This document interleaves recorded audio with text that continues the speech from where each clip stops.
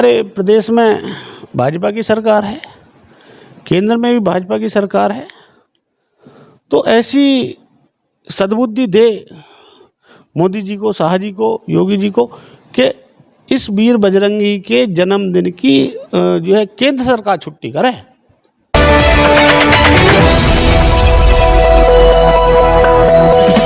राजनीति से काम तक,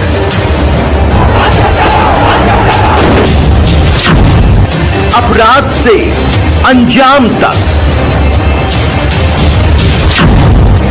खेत से खलिहान तक, अब हर खबर पर होगी हमारी नजर। पाइए सीधा अपने मोबाइल पर। मैं हूं मौर्य कुमार गौतम, आपका अपना न्यूज रिपोर्टर। देखते रहें गांव शहर की खबर और जुड़े रहें सिटी न्यूज इंडिया वन के साथ। हमारे चैनल को लाइक करें, शेयर करें और सब्सक्राइब करना ना भूलें। पंडित अजय भारद्वाज जी जो समाज सेवी हैं, आज हम इनसे जानना चाहते हैं कि यहाँ पर एक कार्यक्रम होने जा रहा है। इनसे हम जानना चाहते हैं कि कार्यक्रम के बारे में आखिर ये कहना क्या चाहते हैं। देखिए, आप जिस स्थान पर आज बैठे हुए हो, इसका नाम है महाशक्तिधाम शक्तिपीठ दौलाना। महाशक्तिधाम शक्तिपीठ इसलिए ये रखा गया इसका नाम क्योंकि यहाँ राम अपने आपे में शक्ति हैं, बालाजी महाराज अपने आपे में बड़ी शक्ति हैं, परशुराम जी भी बड़ी शक्ति हैं, माँ भगवती अपने आप में शक्ति है और शिव परिवार। तो सारी शक्तियों को मिला करके महाशक्तिधाम इसका नाम रखा गया और महाशक्तिधाम शक्तिपीठ के ही नाम से इसको जाना जाता है। और आपने पूछा हनुमान जी का जन्मोत्सव, चैत की पूर्णिमा के दिन हनुमान जी का जन्मोत्सव मनाया जाता है और लगभग हम लोग इस बार 26वां हनुमान जन्मोत्सव मना रहे हैं। अलग अलग प्रकार से, कभी किसी प्रकार से, कभी किसी प्रकार से, जैसे जैसे सुविधा होती रहती है इसी हिसाब से ही जो है कार्यक्रम चलता रहता है। अब की बार हम लोग 27 मार्च से 2 अप्रैल तक कार्यक्रम कर रहे हैं। इसमें महामृत्युंजय का अनुष्ठान है और उसके बाद सुंदरकांड, हवन, पूर्णाहुति और महाभोज का कार्यक्रम है। ये इस बार का कार्यक्रम है जी। तो देखा जा रहा है कि जैसे धौलाने में आप झांकियाँ निकालते हैं, पदयात्रा निकालते हैं, किस तरीके से जन्मोत्सव मनाते हैं आप? देखिए, सन 2000 से लगभग हम लोग जन्मोत्सव मना रहे हैं। अलग अलग स्थानों पर मनाया, अलग अलग तरीके से मनाया।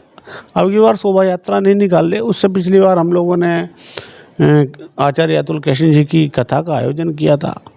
करीब लगभग 14 हम लोग राम कथा और भागवत भी इसी अपनी संस्था के माध्यम से करा चुके हैं।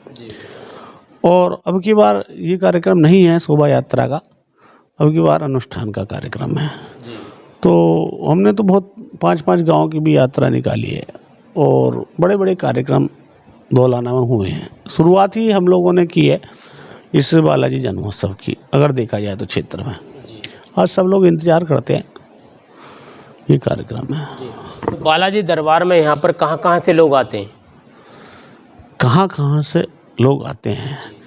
देखिए, यहाँ पे बालाजी का अपना स्वरूप है और बालाजी महाराज के बारे में ये कहा जाता है कि वो संकट मोचन है, संकट काटते हैं। जो पता चल जाती है पीड़ा है, इसकी स्थापना अभी ज़्यादा दिन नहीं हुए, अभी तो निर्माण भी चल रहा है इसमें। 2022 में इसकी प्राण प्रतिष्ठा हुई 16 अप्रैल को।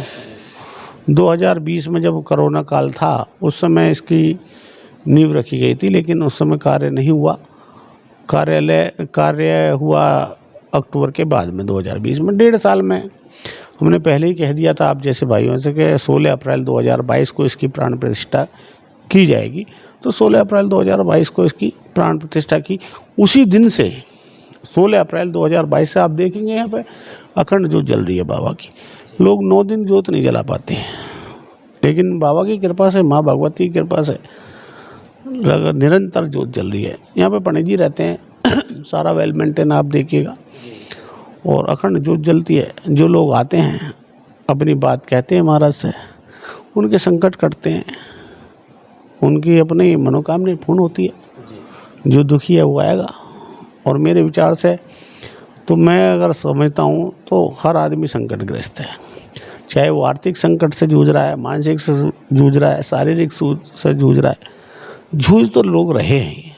तो चाहे वो मेहंदीपुर जाए या कहीं जाए या बाबा के जहाँ स्वरूप है वहाँ जाए, उसके संकट कटते हैं। जहाँ महाराज जी का स्वरूप है वो जो है संकट काटते हैं। भजन कीर्तन का भी आयोजन किया जाता है यहाँ पर? हाँ, भजन कीर्तन का भी किया जाए। मुझे लगे 5-6 साल से तो आप भी शायद दौलाना में रह रहे हो, आपने देखे होंगे बड़े बड़े कार्यक्रम हमारी संस्था के द्वारा होते हैं। बड़े बड़े दरबार लग के बड़े बड़े कलाकारों को बुला करके कार्यक्रम हुआ जाता है। हमने तो यहाँ पे घोड़ों पे भी लोगों को, हाथी पे भी लोगों को बिठा के निकाला है। बड़े बड़े झंडे, हर घर पर झंडा, रात को 12 बजे तक कार्यक्रम चलता है, 1-2 बजे तक चलता है। तो बाबा के कार्यक्रम की शुरुआत है, बाबा का डंका बज रहा है, बहुत अच्छी बात है। हम लोग 2005 से तो हम लोग संगत ले जाते हैं लोगों को, जो जुड़े हुए लोग हैं उनको कैला देवी और मेहंदीपुर ले जाते हैं, दर्शन वर्शन करा के लेके आते हैं। जिसने जो पैसा दे दिया, जिसने नहीं दिया ठीक है, कोई बात नहीं। सबको अच्छा खाना, अच्छा रहना, सारी सुविधाएं हैं, बाबा की कृपा है, सब बनी रहे। तो आप हनुमान जी का जन्मोत्सव मनाने जा रहे हैं, तो क्या अपील करना चाहेंगे आप? देखिए, हनुमान जन्मोत्सव, हनुमान जी एक ऐसी शख्सियत हैं, ऐसी शक्ति हैं कि जिसके बारे में कुछ कहा नहीं जा सकता। जिन्होंने राम के काम संवार दिए हों, हम तो ढंग से इंसान भी नहीं हैं, और इस कार्यक्रम को लोग जोर शोर से मनाएं। सभी लोग अपने अपने घर में उस दिन बच्चों को बताएं कि आज महावीर हनुमान का जन्मदिन है, जन्मोत्सव है, पकवान बनाएं, बढ़िया हलवा के भोग लगाएं। चैत की पूर्णिमा को के दिन होता है ये कार्यक्रम, तो सब लोग अपने अपने घर में करें, दीपक जलाएं, रोशनी करें। जिस तरह से दिवाली मनाते हैं ऐसे हनुमान जी का जन्मदिन मनाएं, धूम धड़ाके से पटाखे छोड़ें, नाचें गाएं, जो कर सकते हैं, भजन करें तो करना चाहिए। सब लोग बताना चाहिए कि यहाँ आज हनुमान जी का जन्मदिन है, लोगों को पता तो चले, और ये होना चाहिए, पूरे देश में होना चाहिए। और मैं तो एक बात कहूँगा, कहनी भी चाहिए। देखिए, हमारे प्रदेश में भाजपा की सरकार है, केंद्र में भी भाजपा की सरकार है, तो ऐसी सद्बुद्धि दे मोदी जी को, शाह जी को, योगी जी को कि इस वीर बजरंगी के जन्मदिन की जो है केंद्र सरकार छुट्टी करे, अवकाश घोषित करे केंद्र सरकार। पता चले ना पूरे देश में, ये कोई राज्य का मामला, हनुमान जी कोई उत्तर प्रदेश के नहीं है, पूरे विश्व ब्रह्मांड में हनुमान जी विचरण करते हैं, और इसलिए इनका जन्मोत्सव मनाया जाता है कि ये अजर और अमर ताकत है। जयंती उनकी मनाई जाती है जो महान पुरुष हैं। ये पुरुष नहीं है, ये महान शक्ति हैं, शख्सियत है। तो छुट्टी भी करनी चाहिए केंद्र सरकार को।